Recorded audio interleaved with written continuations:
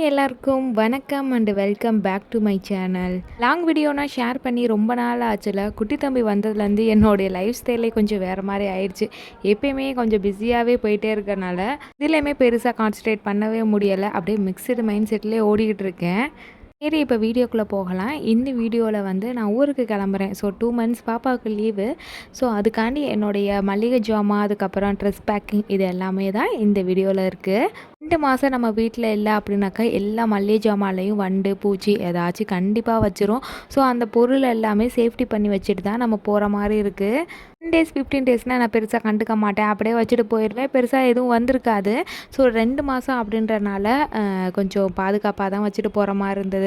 நான் ஊருக்கு போகிறேன் அப்படின்னாலே பெருசாக மளிகை ஜாமானா வாங்க மாட்டேன். ஆல்ரெடி இருக்கிறதே வச்சு ஓட்டுவேன். எமர்ஜென்சிக்கு ஏதாவது தேவைப்பட்டால் மட்டும் அந்த பொருள் மட்டும் கம்மியான குவான்டிட்டியில் வாங்கி வச்சுக்குவேன். இப்போ எடுக்கிறது எல்லாமே ஆல்ரெடி ஆஃப் பாக்கெட்டு, கால் பாக்கெட்னால் இருக்கிறது. ஸோ இதையுமே நம்ம சேஃப்டி பண்ணி வச்சுட்டு தான் போகணும்.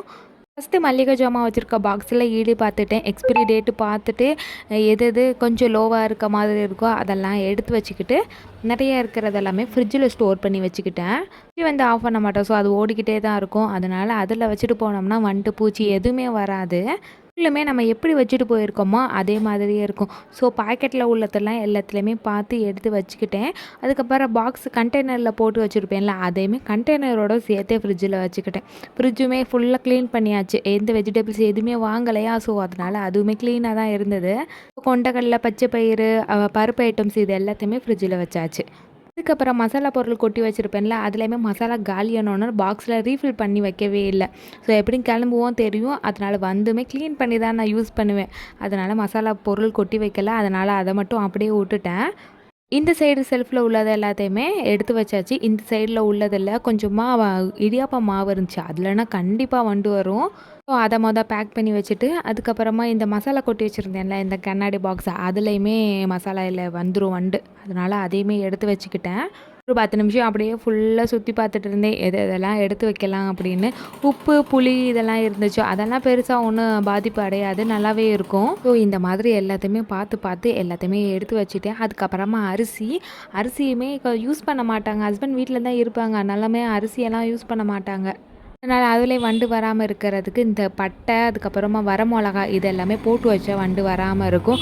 ஸோ அதெல்லாம் போட்டு வச்சுட்டேன் சாப்பாட்டு ரைஸில்.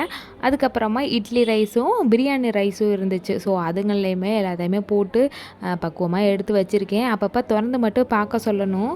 கொஞ்சமாக பாலாடை எடுத்து வச்சுருந்தேன். அதையுமே வெண்ணெய் எடுத்து வச்சுட்டோம் அப்படின்னாக்க வீணாக போகாமல் இருக்கும். இதை அப்படியே வச்சுட்டு போனால் கண்டிப்பாக வீணாக போயிடும். அதனால் சின்ன ஜார்லேயே நம்ம எடுத்து வச்சுருந்த பாலாடையை சேர்த்துட்டு கொஞ்சமாக ஐஸ் கட்டியும் வச்சுருந்தேன். அதை போட்டுட்டு அடித்து எடுத்துட்டேன். ஒரு 5 நிமிஷம் தான் ஆச்சு. ஏன்னா குவான்டிட்டி கொஞ்சமாக இருக்கிறனால.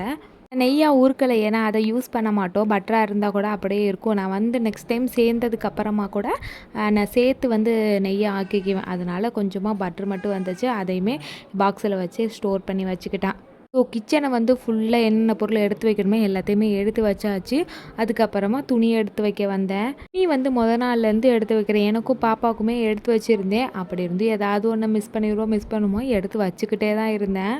தம்பி விட்டு எல்லாமே வந்து அந்த பாக்ஸில் தான் வச்சுருந்தேன், இந்த கவர்மெண்ட்டில் கொடுத்த பாக்ஸு. ஸோ அதை அப்படியே தான் தூக்கிட்டு போகிறேன். அதில் என்னென்ன வைக்க முடியுமோ எல்லாத்தையுமே வச்சு அவனுக்கு தேவையான திங்ஸ் மட்டுமே இதிலே வச்சுக்கலாம். ஊருக்கு போனாலும் அதை வச்சு யூஸ் பண்ணிக்கலாம்னு சொல்லிட்டு அதில் மட்டும்தான் வச்சுருந்தேன்.